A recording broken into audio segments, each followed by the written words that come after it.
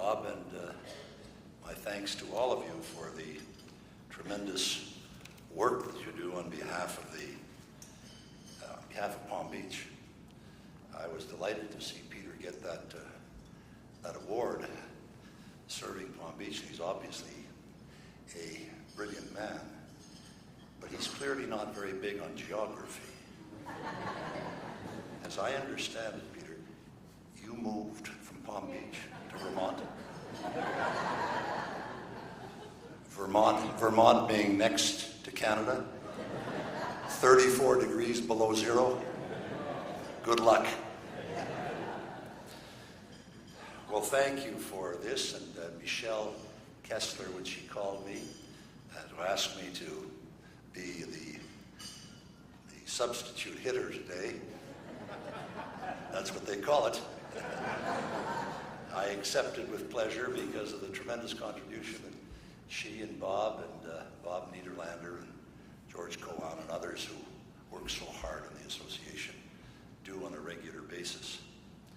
Besides that, Neil and I have lived here for 20 years ourselves.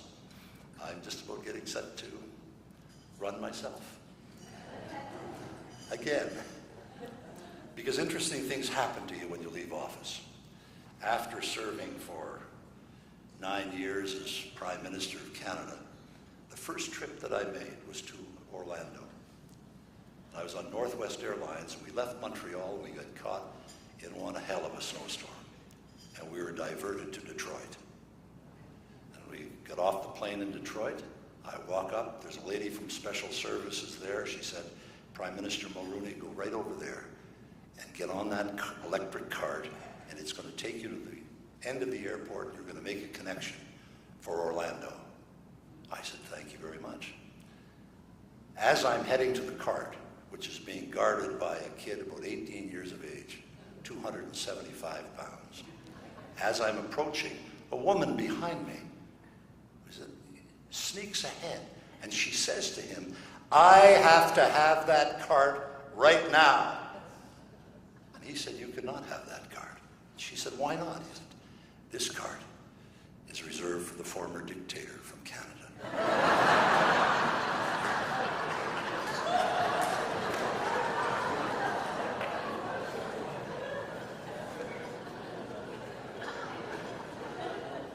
Oh, how quickly they forget. In fact, I warned Prime Minister Harper, who used to work for me, Prime Minister of Canada, and the others, Canadian Prime Ministers and Presidents of the United States as well, but I was talking to the Prime Minister when he first came in. They have to learn humility. All Prime Ministers have to learn some humility. I didn't, but you know, the others have to do that.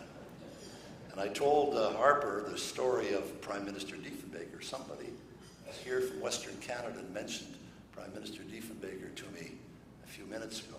And when Diefenbaker had been elected Prime Minister in 1957, he made his first trip to Montreal to speak to la Chambre de Commerce du Montréal Métropolitain in the Oval Room of the Ritz, which is a big deal in Montreal. And Diefenbaker made his first trip down to do that. And he was sitting on the dais with the Président, Monsieur le Président de la Chambre de Commerce. And the waiter goes by with a pincette, and he puts down a piece of butter on Diefenbaker's plate. And Diefenbaker was talking to the chairman, and he said, I'm sorry to the waiter, I'll have another piece of butter. The waiter said, I'm sorry, sir, it's one piece of butter per person. So Diefenbaker said, do you know who I am? The waiter says, no. He said, I'm the Right Honourable John Diefenbaker, the new Prime Minister of Canada, and I want another piece of butter. The waiter says to Diefenbaker, do you know who I am? Diefenbaker says, no. He said, I'm the guy who gives out the butter.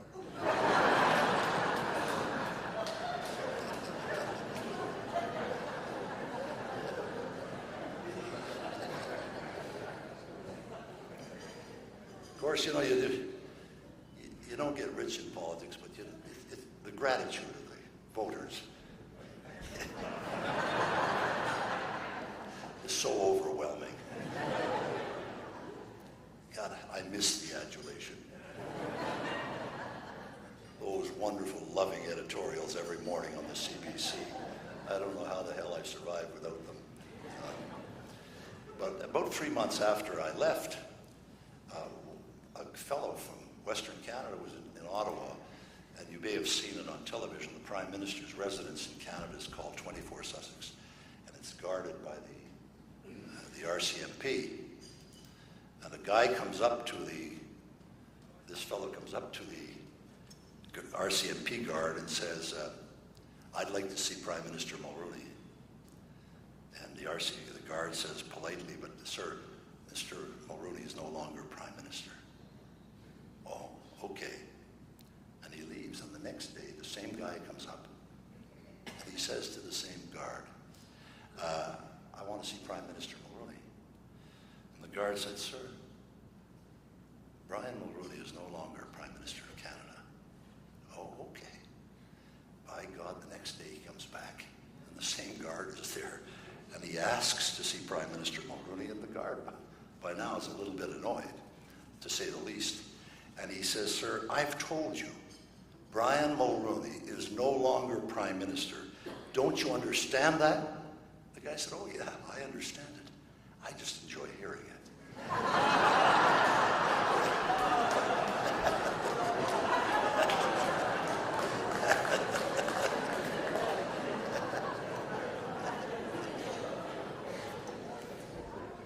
Of course, that's like the time Ira and I were talking, and Nikki were talking about, with Michelle, about Israel on the way a little bit earlier.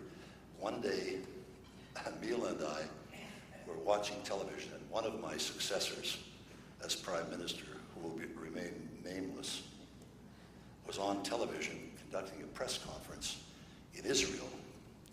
And it was about the dopiest thing you've ever seen in your life.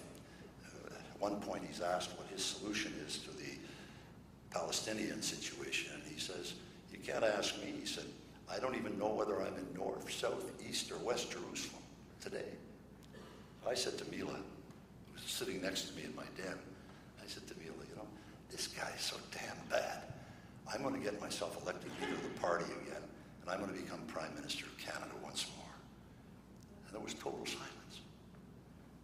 I turned around and I said, "Well, honey, did you hear what I had to say?"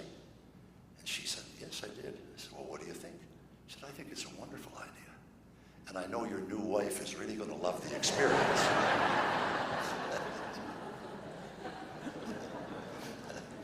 So needless to say, I haven't moved from Palm Beach. Well, I'm delighted to have the opportunity to talk to you about something that I think is important, America's role in the world, principally in the role of leadership, given the challenges you have. We all have. The fundamental goal of government is to make a better world, a world that is safe from war and safe for democracy, a world that is free from deprivation and free from degradation. For 40 years, the United States and the Soviet Union were the world's two superpowers, the leaders of the East and West, of NATO and the Warsaw Pact, the keepers, in President Kennedy's words, of a hard and a bitter peace.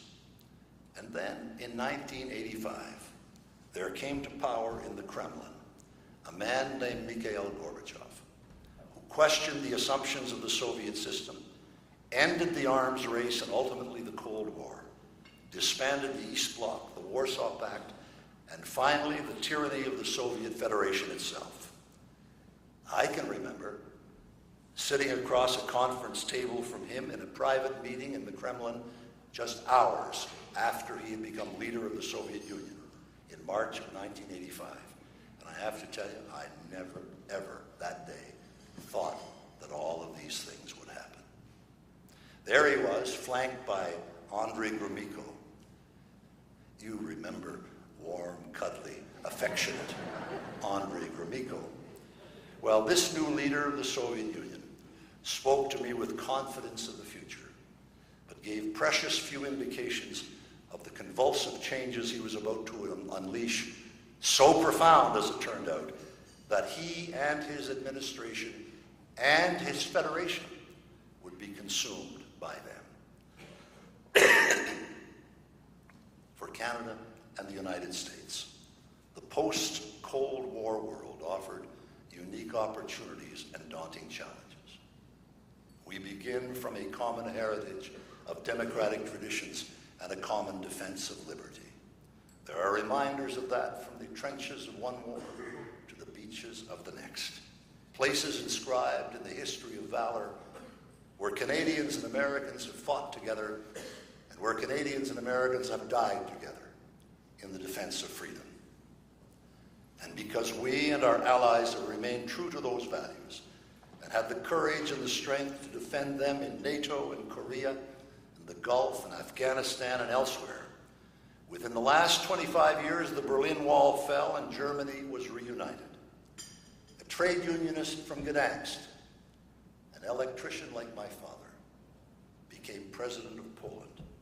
As a dissident poet sat in the castles in Prague, as communist regimes tumbled like dominoes across Central and Eastern Europe, and in the second Russian Revolution, the people of Moscow made a human wall around their parliament, and Soviet tanks that had crushed every single stirring of liberty for 70 years, now for the first time in the history of that country, dared not pass. Strong political leadership at that time ensured that we came safely through the worst, as President Reagan said to the British Parliament.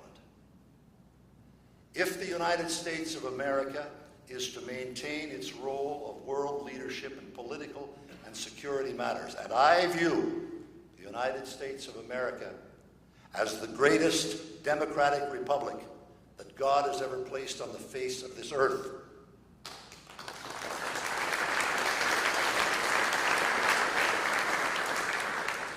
If the United States is to maintain its role, it is vital that it do, because it must ensure that this great economy does not falter or fail, because such failure would soon jeopardize and ultimately vitiate the American capacity to persuade other nations to share its prescriptions for peace and prosperity around the world. As we know, our world has changed, perhaps forever, because a handful of terrorists flew planes into American landmarks on a beautiful Tuesday morning in September 13 years ago, killing 3,000 innocent men, women, and children. As The Economist observed, 6 decades ago, a generation of startled Americans awoke to discover that their country was under attack. Pearl Harbor changed America and therefore the world. And now the children and grandchildren of those Americans who went to war in 1941 suffered their own day of infamy, one that is no less memorable. The appalling atrocities of September 11th, acts that must be seen as a declaration of war, not just on America, but on civilized nations everywhere, were crueler in conception and even more shocking than what happened in Hawaii. September 11th has changed America, and with it, the world once again. And now, we have ISIL, radical Islamist terrorist groups around the world that seek to inflict horror on innocent people and destroy our democratic ideals. From the Middle East to the streets of Boston, to the media rooms of Paris, to the halls of the Canadian Parliament, an evil and implacable enemy lurks and advances. This enemy clearly despises Christians and Jews and wants nothing less than their domination and elimination from the face of the earth. This enemy also decapitates Christians, but in the process burns alive in a steel cage a young 26-year-old fellow Muslim and murders thousands more elsewhere simply because his philosophy differed from theirs. This enemy must be resisted by all who value freedom, strongly, loudly, and immediately. This enemy must be crushed, marginalized, and eradicated from all civilized societies, and it must be done now with the leadership of the United States of America.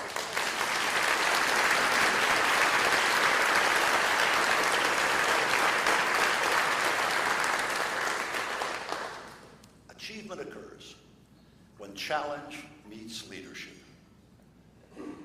Some years ago, the legendary New York Times columnist Scotty Reston came to have lunch with me at 24 Sussex, the Prime Minister's official residence in Ottawa.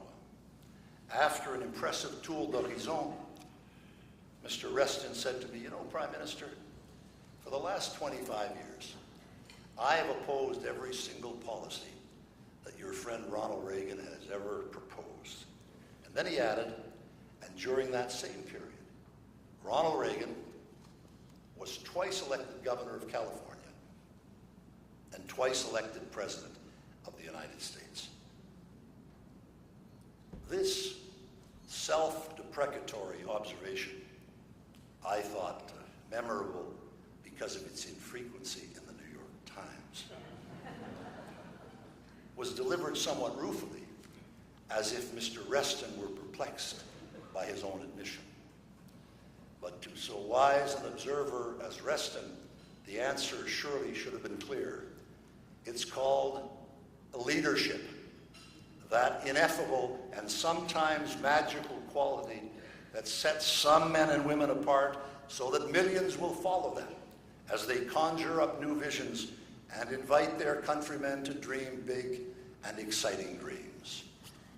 In his seminal work on leadership, James McGregor Burns segregates transactional from transformational leadership. He writes that it is the transforming leader who raises the level of human conduct of both leader and led, who responds to fundamental hopes and expectations, and who may transcend and even seek to reconstruct the political system rather than simply operate within it. You know, many suggest that great inexorable currents of history themselves and not individual leaders seal our fate. In my judgment, however, Carlyle was right on target when he observed that the right man or the right woman in the right place at the right time can completely change the course of history. I believe that to be true because I was there to see it happen. I can tell you that sitting around a G7 table in the 80s with nuclear missiles from Moscow pointed at New York and Bonn and London and Paris and Ottawa and Washington, sitting around a table of G7 leaders with President Ronald Reagan, Prime Minister Margaret Thatcher, President Mitterrand of France, Chancellor Kohl of Germany, Prime Minister Andreotti of Italy, and Nakasone of Japan, I can tell you that around that table there was the leadership that the world required, and if we got through and crushed the Soviet Union as it turned out, and won the Cold War, it was because of the strong leadership provided at that time by President Ronald Reagan and President George Bush of the United States of America and those allies who supported the United States so vigorously and so well. That's why we won the Cold War, and that's the only way we're going to win the war on terror.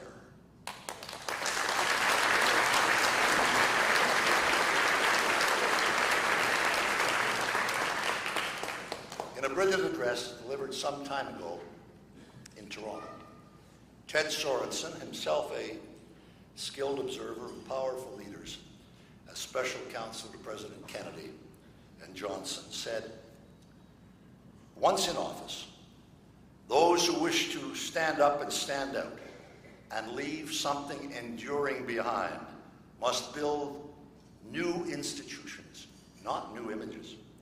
They must look to the next generation and not the next election. They must talk in terms of fundamental values and not merely costs. They must appeal to our hopes as well as our needs, to what we long to be and what we know is right. That, he said, is leadership. The impact of significant public policy decisions is often unclear in the early years. It sometimes takes a considerable period, frequently decades, before the full consequences of an important initiative become apparent. As Reinhold Niebuhr reminded us, nothing worth doing is completed in our lifetime. Therefore, we must be saved by hope. And nothing fine or beautiful or good makes complete sense in any immediate context of history. And therefore, we must be saved by faith. It is in this perspective that great and controversial questions of public policy must be considered. Time is the ally of leaders who place the defense of principle ahead of the pursuit of popularity. And history has little time for the marginal roles played by the carpers and the complainers, and less time for their opinions. History tends to focus on the builders, the deciders, the leaders, in education, in healthcare, in science, business, the arts, as well as politics, because they are the men and women whose decisions and courage have shaped the future of their nations. Some years ago, President Reagan called to thank me for the support that Canada had given him the day earlier when he launched a highly effective bombing attack on Libya to obliterate the spread of terrorism there. I said, well, Ron, you don't have to thank me. This was your decision. It was your action. I congratulate you. And he said, you know, Brian, what I learned in the movies. I said, no.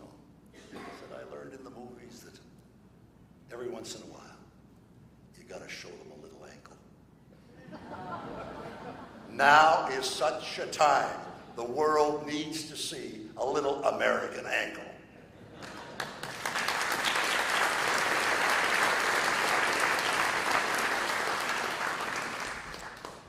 American leadership in the war on terror is not simply something to be wished for.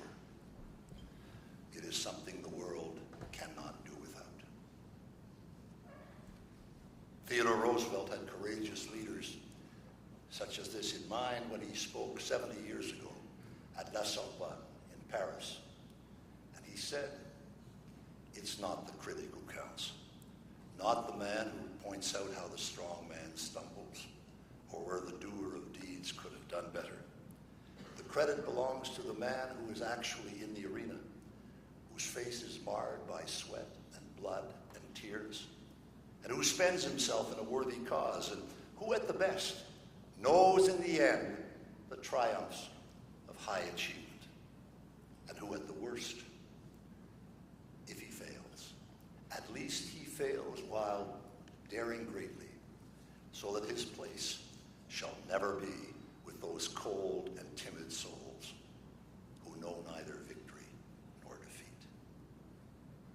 Like other privileged nations, America is often extremely resistant to change. Deep and important structural changes are indispensable, however, to maintain a growing economy and ensure the flourishing of peace and liberty, and they can only be brought about by a firm expression of political will. As Maureen Dowd noted some years ago, in a nation ruled by polls and ratings, where even newspapers hire focus groups to see what kind of news their readers want, we are losing sight of something we should have learned as teenagers. Just because something is popular doesn't mean it's right. In fact, transforming leadership, leadership that makes a significant difference in the life of a nation, recognizes that political capital is acquired to be spent in great causes for one's country. And this is precisely such a time. Presidents and prime ministers are not chosen to seek popularity. They are chosen to provide leadership. There are times when the voters must be told not what they want to hear, but what they've got to know. And what they've got to know is a quotation from the book of Proverbs inscribed on the Peace Tower at our Parliament buildings in Ottawa, Canada, where it says, "Where there is no vision, the people perish." Leaders must have vision, and they must find the courage to fight for the policies that will give that vision life. Leaders must govern not for easy headlines in 10 days, but for a better America in 10 years. And they must be ready to endure the attacks that often accompany profound or controversial change, while they await the distant and compelling sounds of a verdict that only history and a more reflective nation can render in the fullness of time. 15 years ago, the Kennedy Library Foundation saluted Ira's great friend, Jerry Ford, with the Profiles in Courage Award for pardoning Richard Nixon. It was an historic decision, deeply unpopular at the time, probably defeated Ford in the '76 election, deeply unpopular. But as it turned out, right for America. In an insightful essay, David Gergen, counselor to 4 presidents, wrote that in saluting President Ford for his courage in making the tough decision, the trustees of the Kennedy Library were actually doing more. And I quote, "They are telling leaders everywhere to pay less attention to daily polls and more attention to their inner voices. Give up the slavish obedience to popular opinion, so embedded in politics today, and take up the standard of what is right, even when it threatens one's political survival. Because, as Jerry Ford found, you may be condemned by millions, but one day, perhaps a quarter of a century later, you will win an honored place in the history of this great nation." And so as we seek the courage and the wisdom to rid the civilized world of the scourge of terror, I commend to all of our leaders the words of Judge Learned Hand, the greatest American jurist who was never appointed to the Supreme Court of the United States. He's on the Court of Appeals of the state of New York, a great jurist. And one day he was asked to welcome immigrants to the Lower East Side of Manhattan 60 years ago. And he went down and spoke to them, Catholics and Protestants and Jews arriving from Central and Eastern Europe without a nickel in their pockets and nothing but a dream in their hearts. And he told them about what for him he hoped they would find in their new country, or countries, because they were going on elsewhere. And he spoke to them about the spirit of liberty. And his words have universal reach. They apply to all of us. And when you listen to them, they are the perfect antidote to the craven and twisted appeals of the terrorists who behead with insolence and besmirch their great religion with impunity. Judge Hand said to the immigrants that day, "The spirit of liberty is the spirit that is not too sure that it is right. The spirit of liberty seeks to understand the minds of other men and other women. The spirit of liberty weighs their interests alongside its own without bias. And the spirit of liberty knows that not even a sparrow falls to earth unheeded. And the spirit of liberty is the spirit of him who near 2,000 years ago taught mankind a lesson that it has never quite learned, but never quite forgotten, that there may be a kingdom where the least shall be heard and considered side by side with the greatest. If we can summon the courage to defend the values that made our countries, as Winston Churchill described them, the United States and Canada, 75 years ago, on the 20th of March next, Winston Churchill described us as an example for the world and a model for all mankind, as Churchill said. And if we can do that, then we will have contributed to building a world that resists terror everywhere at all costs and promotes peace and prosperity for all in a manner that will bring joy and satisfaction and pride to the hearts of our children and grandchildren as they enjoy the benefits of these magnificent countries like the United States and Canada, to whom we owe so much. Thank you all.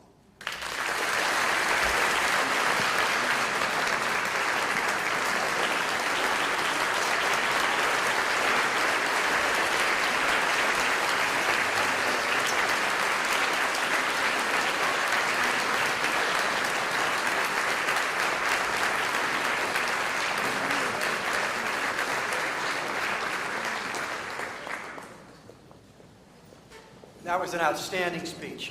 I can't thank you enough for those remarks. I want to tell you that it wasn't too many days ago that Michelle told me that she had spoken to Brian at an event, that asking him whether he might consider introducing Brian Williams. Well, this is before any decision was made on Brian's future. So I called up Brian, and we had a great conversation. He was very interested in Brian Williams, how this happened, what are the circumstances, how he was feeling, whatever. And I said to him, you know, if you would do that introduction, that would be wonderful. But I said, you know, there is a possibility that he's not going to be able to come. Because Brian had already said he would come, despite all of this. And I said, would you consider replacing him if he couldn't come? And he talked all about his own background, this Brian. And I said, this could really work out well. He said, I'll think about it. I've got to get my schedule together. I'm not sure. I'll call you back. And about 24 hours later, I called him and I said, well, I just talked to Brian. And he can't come. So you got to do it. And he said, I thought of it. I just thought you'd give me a little bit more time. And he called back very certainly. He said, I will do it. And before this meeting this afternoon, he came to me and he said, do you have Brian's phone number? He said, I'd like to call him. I might be able to help him out because I had tough circumstances. I've been involved with people with very tough circumstances, as have I. And he said, I'd like to talk to him. So it's a really, it's a wonderful thing you've done for us, and it really shows me and the rest of us a lot about you. So now, let me give you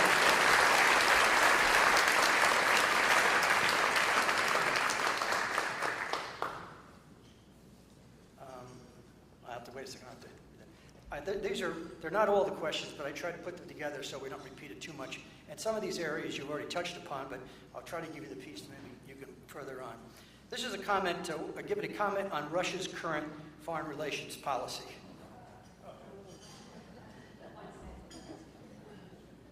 Well, the policy is pretty clear. It's I hit you over the head with a baseball bat, and you smile and say, can you do it again?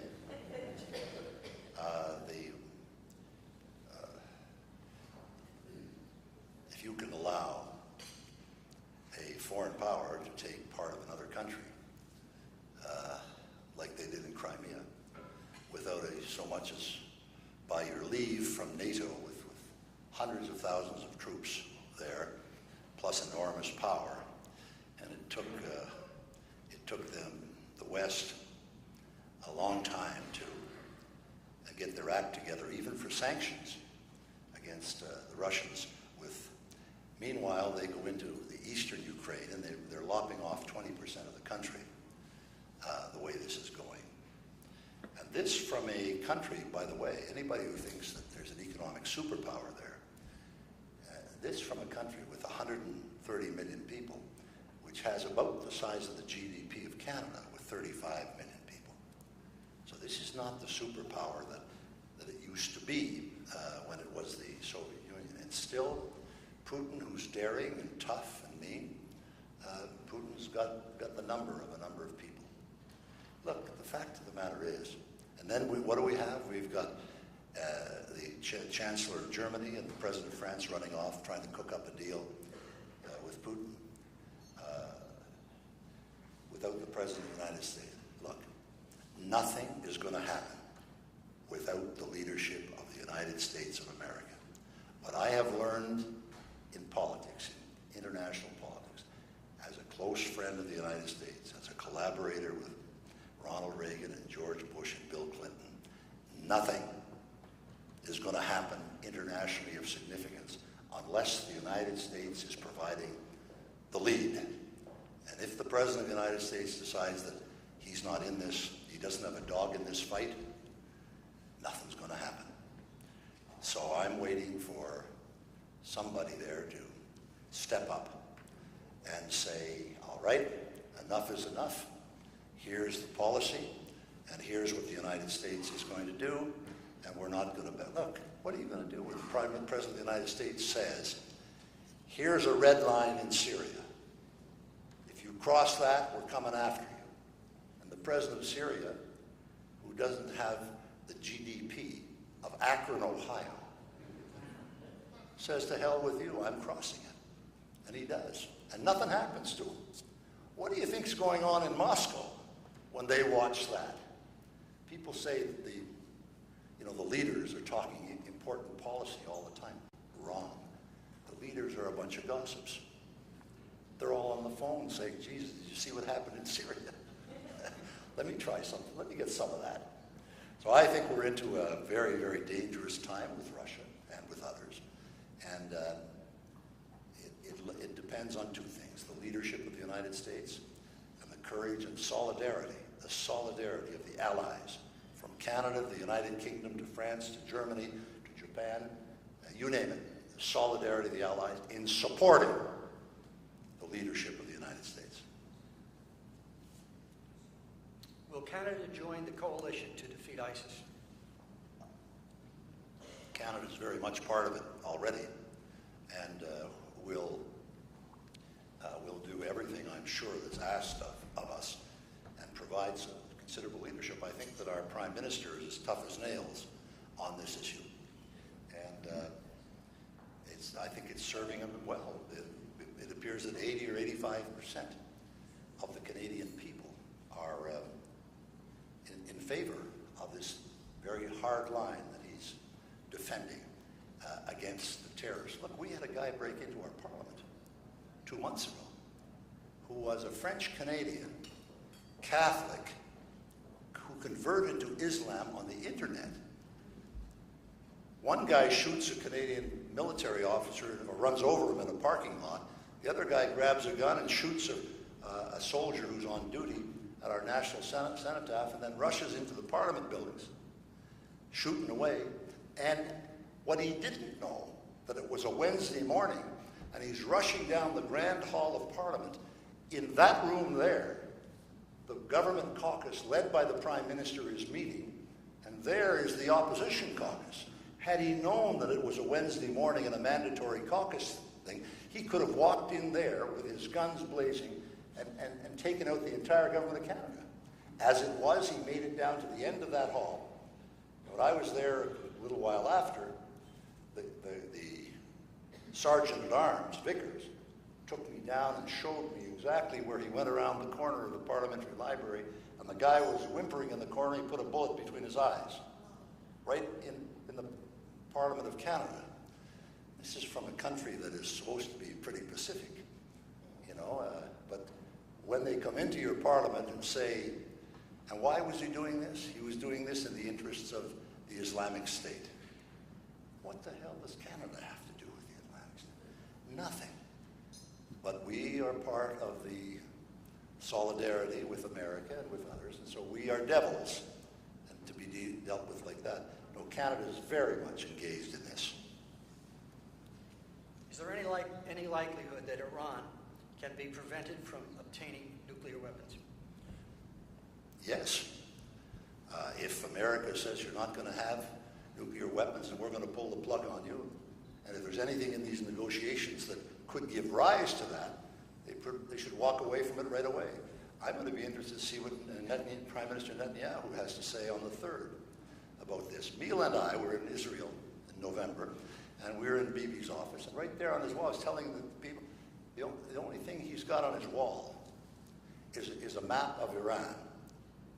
And he said to me, he said, you know, Brian, I really don't worry much about the Palestinian negotiations or things like that.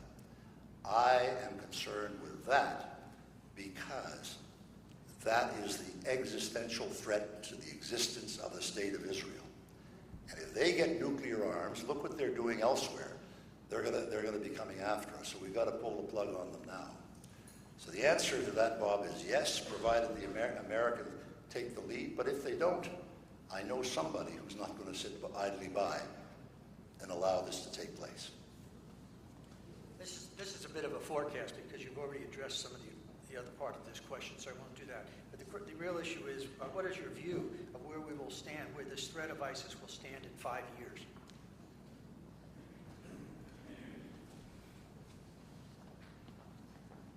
Well, it's hard to say. But there's one thing we can say with certainty. Unless we commit the leadership and the resources to stomp it out now, 5 years from now, it could be knocking on the doors around Palm Beach and elsewhere because of the problems of the lone wolves. When these people have the experience back there, they're Canadians and Americans and Brits and French. They come back home committed to our destruction. And one of them carries a bomb around, or one of them decides he's going to walk in a room like this and start shooting. We have a major problem. And so we know it's going to get worse unless we commit the leadership and the resources to deal with it now. And I know that a lot of people say, well, yeah, but hell, we don't have to worry about that. This is just a couple of crackpots. You know, they control, the Islamic State today controls the territory in those 3 countries, larger than the United Kingdom already. And can you imagine if they got their hands on a state, the nature of the state-authorized terrorism that would come from there, assisted by the Iranians, there would be enormous problems for all of us. So I don't know the answer to it, Bob, but I know that if we don't do something, it's going to be a hell of a lot worse and perhaps uncontrollable in 5 years. I often say to myself, and to Neil and I chat with others, what do you think Ronald Reagan would do with this thing? I can tell you what he'd do. He'd have a meeting in Washington, and he would come in. He never went around and said, well, Charlie, what do you think? You know, he'd listen to Charlie and everybody else, and he said, this is what we're going to do. And this is what happened. And it would be tough, and it would be instantaneous, and it would be effective, I think. And I think we need, as I said in my little illustration, I think we need a little bit of American angle. Who would you like to see as President of the United States? Well, I don't have a dog in that fight. But I think I think America is blessed with some great candidates there in the Republican side. And of course, Hillary is a remarkable person in her own right. And she looks to be the only person there. But on the other side, there are lots of them, from Jeb to Walker from Wisconsin, and many other good people. You know, America tends to most times to produce the leader that you need. Look at we're talking about popularity and this kind of stuff. When Harry Truman left office to drive to go back to Independence, Missouri,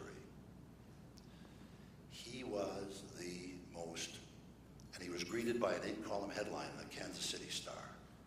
It said, Truman, most unpopular leader in the history of polling in the United States.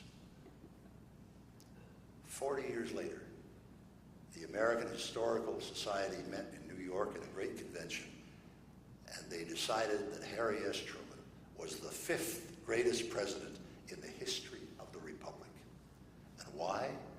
Because he took unpopular decisions. He said, I'm doing this because they're in America's national interest and they're in the interest of a civilized world.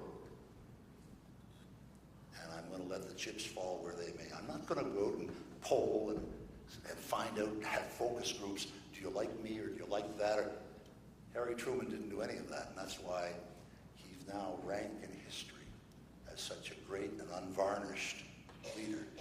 And I think some of that is required very much today. Look, I'm going off to deliver the 50th lecture at Blenheim in England, where Winston Churchill was born. The 50th anniversary of his death in May. Neil and I are going over in May. Go back and look at what they said about Churchill when he was saying, I'm telling you, the Nazis are coming, and they are a lethal and very bad bunch of actors. We got to put them out of their misery right now. He was repudiated. He was laughed at. He was scorned. He was ridiculed. And he was right. He didn't care what anybody said about him. And he turned out, when the Nazis marched into France, he was the only guy standing who had been right all the way along. So when you're dealing with great existential questions and great moral questions, the leaders have to lead. You can't lead from behind, as they say now in conventional parlance. You'll lead from being out front, and you're the guy that gets shot at while you're trying to move your army through public opinion. You know, nobody's perfect. No government is perfect. There hasn't been a perfect government, for example, in Canada. Well, mine was the only one. And you're bound to make mistakes. But in the process of trying to do the right thing, mistakes are tolerable. We have two questions, just two questions left, but there were several questions about Canada. So let me just you can comment on it or not, depending on where you think. Did the free trade agreement for North America meet your expectations for Canada? Why has the Canadian dollar lost its value against the U.S. dollar? And is Canada better off selling its oil to China via Vancouver and move away from supporting the Keystone Pipeline? Well, let me start with the Canada-U.S. free trade agreement that I negotiated with President Reagan.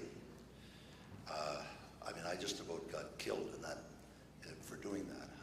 The CBC and the Toronto Star and all those goofy professors in George's hometown there in Toronto. All the left-wingers are all hanging around George's place. And I don't mean McDonald's. But they gave me a pretty good going over, but I thought that this was going to be great for Canada and the United States. And here's what happened 20 years later, when they said that Mulroney he loves the Americans and he wants to make himself the governor of the 51st state. He's selling out all of the insults you can imagine were said about me. And I had to call an election, a general election, and campaign on it and win the election before I could get the opposition to agree to anything and to implement it. But here's what happened. We look back on it 25 years later. In Canada, remember, this is a country of 35 million people. Directly attributable to the free trade agreement with the United States, our trade exploded to $750 billion a year, our two-way trade, which is the largest two-way commerce between any two countries in the history of the world. In Canada, 4.9 million new jobs were created. We've managed to eliminate our deficit and grow the economy in an extraordinary manner. I'll give you an idea of what it means. crossing, we have a 5,000-mile border between our countries. All kinds of border crossings. There's one between Windsor, Ontario and Detroit. Last year, there was more two-way commerce across that bridge between Detroit and Windsor than America did in terms of total commerce. More commerce across that bridge than America did entirely with the nation of Japan. More business across it. One bridge. Give you an idea of what Canada is the biggest purchaser of all goods and services exported from 37 states of the United States of America. And we are your biggest importer of investment and money. And here we get to the pipeline. Now you explain to me why dear old Canada is going to send 800,000 barrels of oil down to the United States in a secure pipeline. The President of the United States says, no, I'm going to veto that. I'm going to kill that. This is coming from dear old, secure, friendly Canada. No, I'm going to buy it from Saudi Arabia. You figure that one out. And why? Oh, the environment, challenge to the environment. But the state, his own State Department says there's no environmental problems. The courts say there's no environmental problems. But members of the President's coalition have clearly convinced him that there's some environmental problem, as a result of which 800,000 barrels a day that America, perhaps we don't need right now because the dynamic has changed in terms of fracking and so on. But it'll change again. And by this time, Bob, to conclude on this, that oil will be gone to China. And it ain't coming back. So these are the decisions that you look back on 25 years later and say, did I make the right decision? The Canada-United States Free Trade Agreement? Yes, absolutely. We can look back on it with some pride. What President Reagan did, Jim Baker, George Bush, we wouldn't have gotten it without them. But they did that for America, and we were able to do the same thing for Canada. And as Churchill said, we have demonstrated to the world that the Canadian-American experience is the greatest that anybody has ever seen. Look, in 205 years, there hasn't been a shot fired across that long border in anger. Well, in 1812, a couple of Irish guys got drunk and came up and invaded us. The Fenians invaded Canada. We managed to resist that. But in that war, so-called skirmish, we captured Detroit. And we gave it back. So I would say that peace and prosperity in our times. So thank you all very much.